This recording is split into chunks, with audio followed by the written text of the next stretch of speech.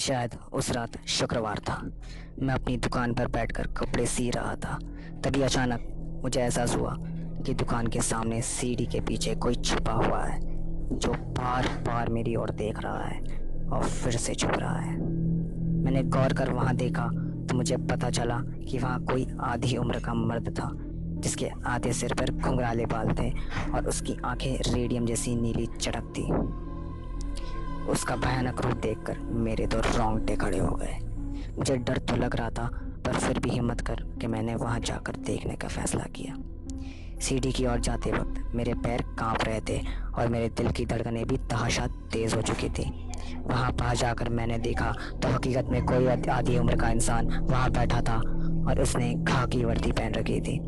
डरते डरते मैंने उसको पूछ ही लिया कि कौन है तुम और यहाँ क्या कर रहे हो। थोड़ी देर तो वह इंसान मुझे घूरता रहा, पर फिर अचानक उसने भयानक चीख मारी और सीढ़ी के बाहर आकर दोनों हाथों से मेरा एक पैर दबोच लिया और मेरे एक पैर पर उसने दांत काट दिया।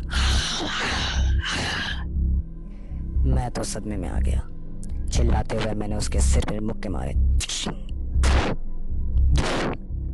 कुछ ही देर में मेरी चीखें सुनकर उसने मेरा पैर छोड़ दिया और वहां से सीढ़ी के नीचे अंदर की ओर छुप गया।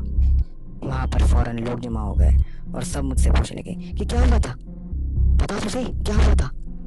जमा हुए लोगों को मैंने सारी हकीकत बताई। कुछ लोगों ने वहां सीढ़ी के नीचे जाकर भी देखा, पर वहां उन्होंने कुछ भी नहीं मिला। सबने मेरे पैर की ओर देखा भी, पर मेरे पैर पर से दांत के निशान भी गायब हो चुके थे। मुझे यकीन हो गया था कि उस वक्त मेरे साथ ऐसी विचित्र घटना घटी थी। सब लोग मेरा मन को वहम मान रहे थे। मेरा मजाक उड़ाते हुए वापस अपनी दुकान में लौट गए। कुछ देर बाद मैं अपनी दुकान के अंदर बैठ गया और फिर से अपने पैर को देखा तो उस इंसान के कांटे के निशान मेरे पैर पर वापस आ चुके थे और पैर से खून भी बह रहा था। उस घटना के बाद मेरी जान बहुत खराब हो गई थी।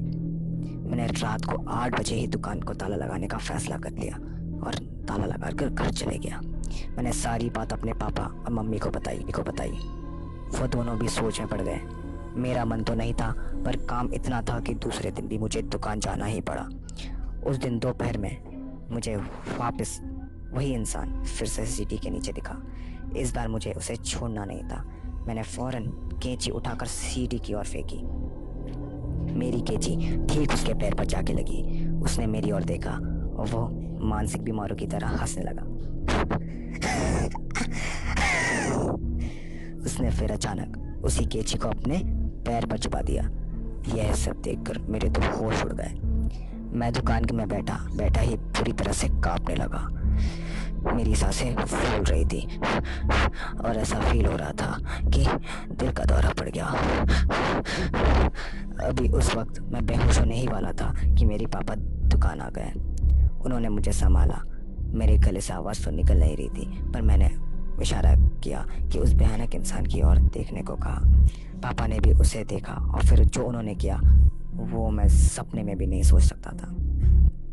वही पास में रोड के पास एक गाय खड़ी थी जो बाथरूम कर रही थी। मेरे पापा ने उस गाय का गौमूत्र अपने दाएं हाथ में लिया और वहां सीढ़ी की ओर दौड़े।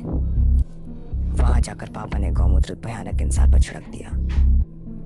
जैसे ही पापा ने उस पर गौमूत्र छिड़का, वह इंसान काले धुएं के रूप में गायब हो गया और पूरे वातावरण में अजीब सी शांति और ठंडक हो गई थी। अजीब सी बात थी कि उसके गायब होते ही मेरा शरीर भी नॉर्मल हो गया। मेरे पापा हंसते हुए दुकान के अंदर आ गए और मुझे बोले कि बेटा, मैंने उसका रास्ता गायब कर दिया है। अब वह कभी भी इस जगह आसपास नहीं भटकेगा। ये ले अपनी कैंची संभाल। पापा ने कहा कि वह कोई इंसान नहीं, प्रेत होगा जो भटकते भटकते यहाँ वास करने लगा था और वहाँ आने की हिम्मत नहीं करेगा। अपने पापा की इस बहादुरी को देखकर मेरे दिल में उनके लिए और इज्जत बढ़ गई। उस दिन के बाद मैंने कभी भी अपनी दुकान के पास उस सीढ़ी के पीछे कोई परलौकिक शक्ति या भूत प्रेत जैसी चीज़ नहीं देखी। आज के लिए बस इतना ही। कुछ अगली बार कुछ स्पेशल लाऊंगा आपके लिए, कोई ऐसी कहानी जो आप सुनेंगे नहीं बल्कि देखेंगे और आँख बंद करके। धन्यवाद।